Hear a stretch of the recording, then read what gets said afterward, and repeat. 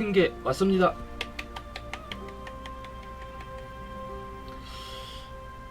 (4월 27일부터) 이제 밸런스 패치가 진행된다고 하는데요. 그 밸런스 패치를 간단하게 알아보고 밸런스 패치 이후에 사용될 만한 덱을 알아보는 시간을 가지도록 하겠습니다. 일단은 4월 27일 5시에 점검이 끝날 예정이고요. 밸런스 패치의 내용이 있었습니다. 어비스 둠로드, 복수 뱀파이어에서 자주 사용되었던 카드인데요. 원래는 비용이 6이었는데 융합을 했을 때, 복수 상태에서 융합을 했을 때 비용이 6이었는데 비용이 7로 바뀌면서 복수 뱀파이어의 무적 시간을 한 턴 늦췄죠. 이게 굉장히 크게 작용할 수가 있는 게 5턴에 4턴, 5턴 복수 플레이를 복수를 키고 큰 플레이를 하고 어비스 둠로드로 마무리하는, 혹은 어비스 둠로드로 한 턴을 벌고 그 이후에 7턴의 킬을 내는 이런 무브가 불가능해졌기 때문에 복수 뱀파이어의 여전한 그 파워 자체는 문제가 없겠지만 둠로드 무적이 한 턴 뒤로 밀렸다는 거는 굉장히 크리티컬할 수 있기 때문에 아무래도 둠로드의 너프 때문에라도 복수 뱀파이어의 좀 사용률은 줄지 않을까 라고 생각이 드네요. 그리고 다음, 야상의 사신 교사 메메토토. 이 카드가 원래 3코스트 3-3의 능력을 가진 카드였는데 2코스트 2로 줄어들면서 버프 아닌 버프를 받았거든요. 장속 네크로맨서에서도 그렇게 활용도가 높지는 않다라는 평을 받아서 최근에 열렸던 레이지에서도 장속 네크로맨서의 메메토토의 모습은 볼 수 없었는데, 사실 메메토토 자체는 이렇게 스텝적으로의 버프가 문제가 아니라 진화 포인트를 사용을 하지 않는 게 더 중요했던 것 같은데, 이 코스트로 바뀌면서 뭐라 그래야 될까요? 조금 더 코스적인 면에서 부담을 없게 해주는 것 같지만 정작 중요했던 진화 포인트 같은 부분이라던가 진화를 해야지 이제 능력을 발동할 수 있는 부분 때문에 후공이건 선턴이건 성공 후공 가리지 않고 사용하기에는 조금 여전히 애매한 카드지 않나 라는 생각이 들고요. 버프를 했지만 여전히 사용도는 아직까지는 애매할 것 같습니다.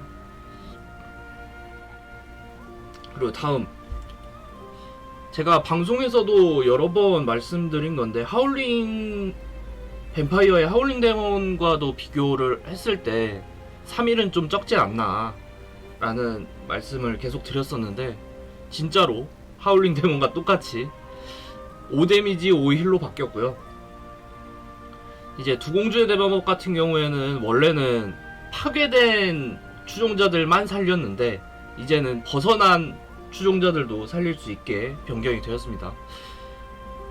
사실 이 패치에서 가장 큰 부분이 여기라고 생각을 하는데, 앵글레어의 힐 자체는 원래도 3일이면은 조금 든든한 편이긴 했는데 5일이 되면서 상대의 어그로 무브도 끊어줄 수 있고 어느 정도의 체력을 또 보존해줄 수 있기 때문에 크레이그가 없어도 버틸 수 있을 만한 이제 근거를 가질 수 있게 될 것 같고요. 그래서 이제 5회복 굉장히 커졌고, 사실 오른쪽의 대마법 같은 경우에는 그렇게 유의미한 버프라고 볼 수가 없는 게, 최근에 변이 카드를 많이 사용을 하면서 변이 자체는 벗어난에 포함되지 않기 때문에 소멸도 요즘에는 많이 없고요. 그래가지고 두공주의 대마법 같은 경우에는 그렇게 유의미하진 않지만 그래도 스펠보스트 상대로 이제 소멸당하는 거에는 조금 면역이 있지 않을까 정도 생각이 되네요. 유의미하게 버프를 받은 거는 앵글레어가 5회복 5데미지가 되었다. 조금 더 마나리아가 초반 단계를 넘기기에는 편하지 않을까라는 생각이 드네요. 그리고 이제 같은 네크로맨서 계열의 비열한 영혼 사냥꾼인데, 원래는 이번 턴에 내가 장송을 발동한 횟수가 2회 이상이라면 이었는데 발동 조건이 꽤나 까다로웠죠. 이제는 2회 이상이거나 이번 대전 동안 5회 이상이라면으로 바뀌었고요. 그래서 이제 내 진화 턴쯤이 되면은 비열한 영혼 사냥꾼이 나가면서 진화 추종자를 끊고 질주를 할 수 있지 않을까 라고 생각이 들고, 이것도 꽤나 유의미한 버프 같아서 비열한 영혼 사냥꾼의 채용률이 조금은 더 높아지지 않을까, 장송 네크로맨서에 조금은 더 높아지지 않을까 라고 생각이 드네요. 그리고 비숍의 버프도 하나 있었습니다. 오키드의 시험장이 내 남은 PP가 3 이상이라면 결단을 사용했는데 2 이상이라면 결단을 사용할 수 있게 되어서 뭐 2코 3일이라던가 2코 1데미지 2코 3데미지 뭐 1힐이라던가 2코 드로우와 힐을 같이 할 수 있다던가 뭐 그런 식으로 바뀌었고요. 비숍을 주로 플레이하는 유저분들의 그 이야기를 들어보니까 꽤나 유의미한 버프가 될 거라고 생각이 된다고 하더라고요. 제 개인적으로는 비숍을 많이 안 해서 이게 얼마나 유의미할지는 잘 모르겠지만, 조금 더 초반 상대의 그 어그로적인 플레이를 막기에는 유용하지 않을까라는 생각이 들고, 후반에도 이제 코스트 부담이 조금 덜하게 결단을 사용할 수 있어서 괜찮은 버프 같은데, 지금의 비숍 덱 자체가 조금 아직은 정제 과정을 더 거쳐야 될 것 같아서 비숍 자체가 엄청나게 크게 살아나는 거는 조금 무리이지 않을까라고 생각이 드네요. 그리고 이제 네메시스가 조금 대대적으로 개편이 됐는데, 네메시스 클래스의 이제 능력 자체가 내 기계 타입 추종자가 파괴돼야지 능력이 발동됐는데, 내 기계나 학원 타입 추종자로 바뀌면서 조금 더 범위가 늘어났죠. 이번 대전에서 파괴된 내 기계나 학원 타입 추종자 수가 이제 X가 됐고요. 조금 더 조건을 널널하게 해줬는데, 사실 네메시스의 학원 카드와 기계 카드를 알아보면은 학원 카드가 기계를 가진 경우가 많거든요. 그래가지고 그래봤자 이제 이렇게 해줘도 라일을 넣어서 라일과 그 라일의 꼭두각시로 조금 더 편하게 조건을 달성해라 라는 의미 같은데, 아직까지는 그렇게 유의미한 버프는 아니지 않을까 싶긴 해요. 그치만 라일까지도 포함돼서 이 조건을 달성할 수 있기 때문에 조금 더 조건 자체는 편해졌다. 그치만 아직까지는 학원과 기계 타입의 추종자들이 많기 때문에 그렇게 유의미하지는 않지 않을까라고 생각은 들지만, 일단 라일이 얼마나 역할을 해주는지에 따라서 갈릴 것 같기 때문에 이거는 한번 지켜봐야 될 것 같아요. 네메시스가 얼마나 올라올 수 있을지에 대해서는. 전체적으로 버프를 받았고요. 그리고 또한 구동영역 그레티나가 원래는 이제 이 X 자체도 버프를 받았고, X 자체도 기계나 학원 타입 수로 바뀌었고요. 원래 공격시 X가 15 이상이라면 상대방 리더와 상대방 추종자 모두에게 피해 3이었는데 이 조건을 10으로 낮추면서 소환이 되자마자 피해 3이 나올 수 있도록 변경이 되었거든요.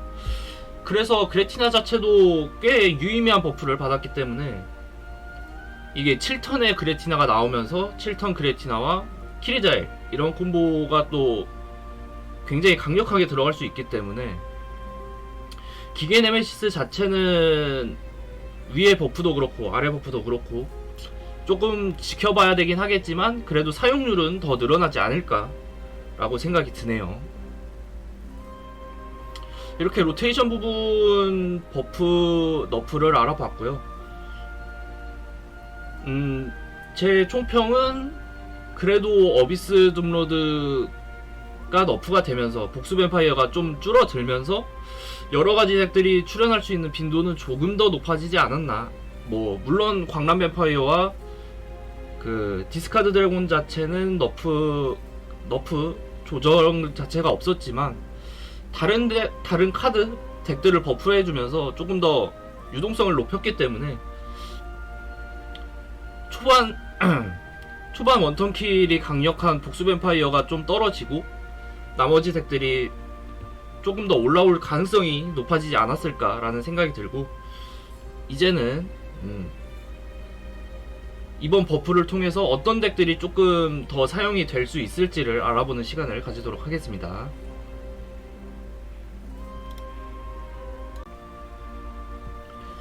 네, 이제 버프, 너프 관련된 거를 다 알아봤고, 버프, 너프와 관련돼서 이제 피드백 주시면 감사할 것 같고요.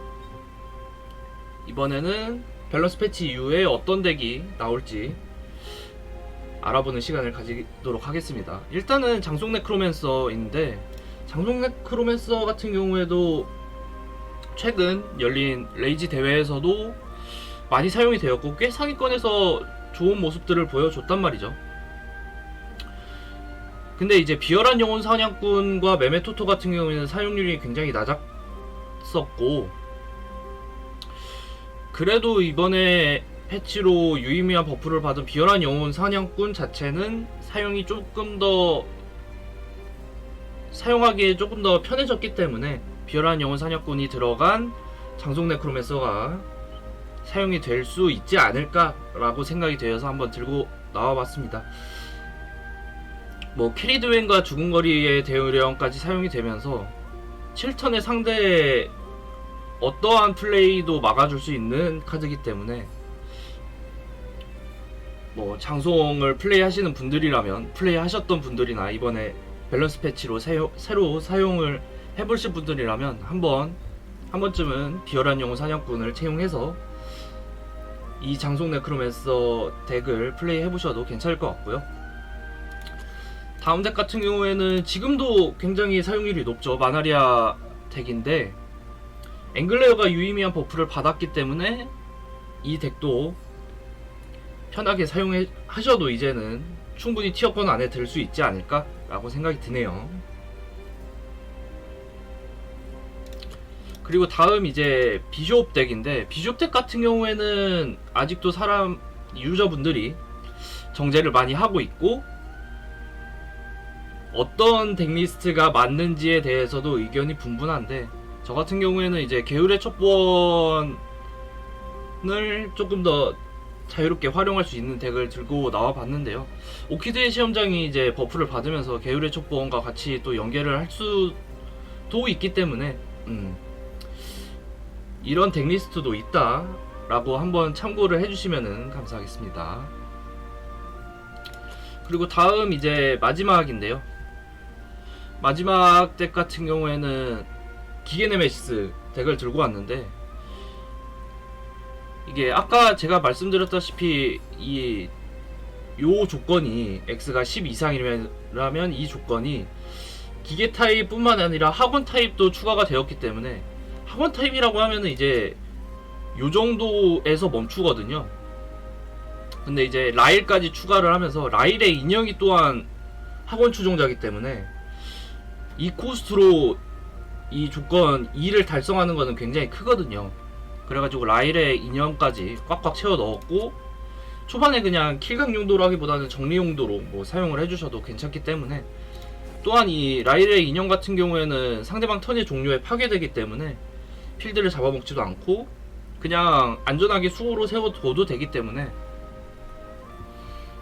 괜찮은 카드라고 생각이 들고, 그레티나 같은 경우에는 2번만 소환해도 괜찮은 효과의 카드라서 2장만 일단 채용을 했는데, 만약에 조금 더 후반 지향점을 높이고 싶다 하면은 그레티나 3장도 괜찮을 것 같습니다. 이렇게 해서 라일까지 넣으면은 조건 달성률이 조금 더 올라가기 때문에 그레티나를 7턴에 소환하는 것도 충분히 가능할 것 같고요.